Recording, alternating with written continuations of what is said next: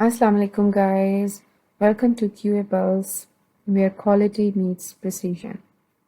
Today I'm going to tell you about another software testing black box testing technique that is equivalence partitioning. Imagine you have 100 doors and you want to test which ones open. Would you test every single door? Probably not. So, how do we skip the unnecessary stuff and get straight to the good part? What will you do? So, you would group similar doors like color, size, or lock type and test just a few representatives from each group. So, that is the idea behind equivalence partitioning.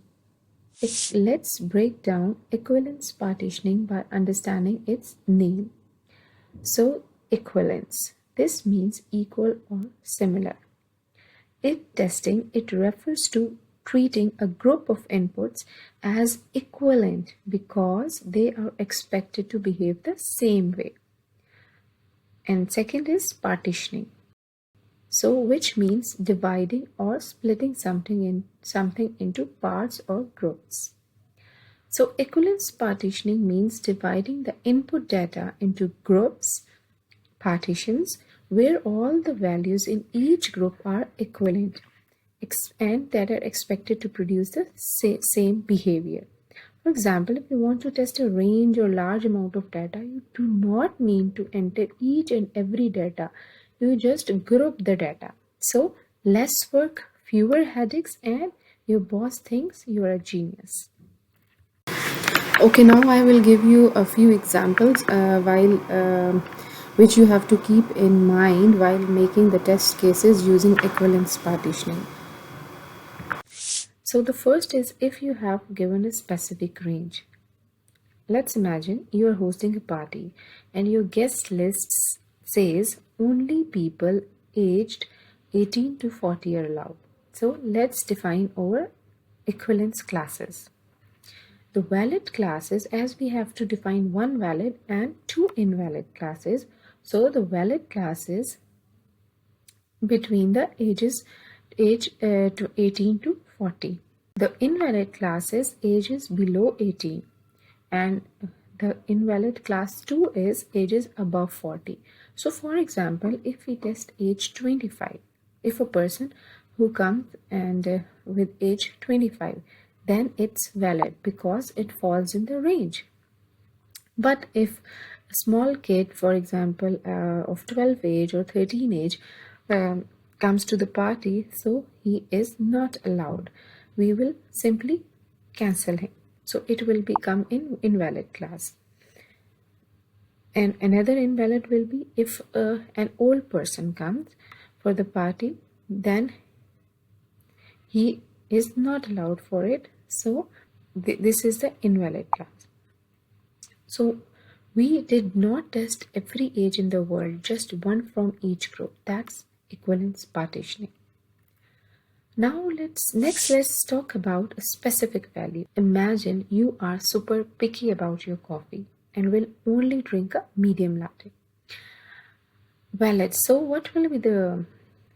how will you apply equivalence partitioning here? There will be one valid class.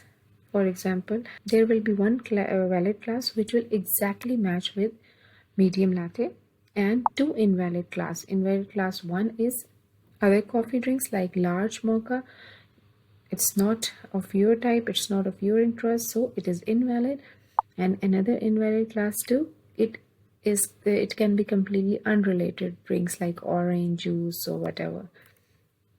So it will be invalid. For example, if the input is medium latte and you're happy. If it is large mocha or orange juice, it is a fail. So testing one valid and two invalid inputs ensures your order systems won't mess up because nobody wants orange juice when they are expecting caffeine.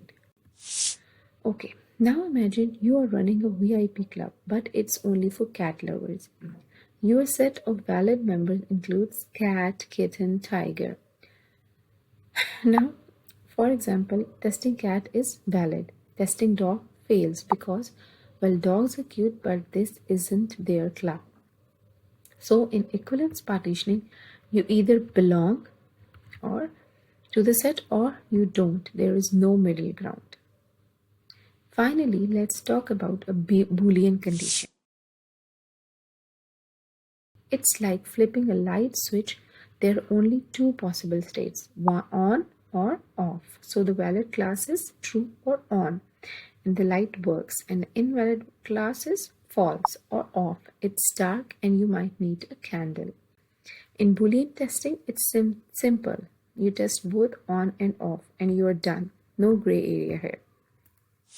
So, what we have learned, equivalence partitioning is about grouping inputs into valid and invalid classes and testing just one representative from each.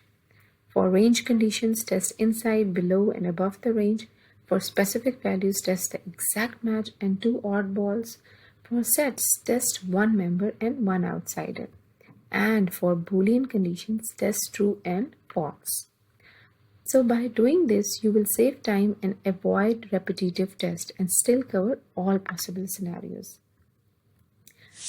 That's it for today's session. I hope these examples, whether it's coffee, cats, or party guests, help you understand equivalence partitioning better. And let me know in the comments which analogy was your favorite, coffee, cats, or light switches. See you in the next video and happy testing. Thank you so much. Take care. Bye-bye.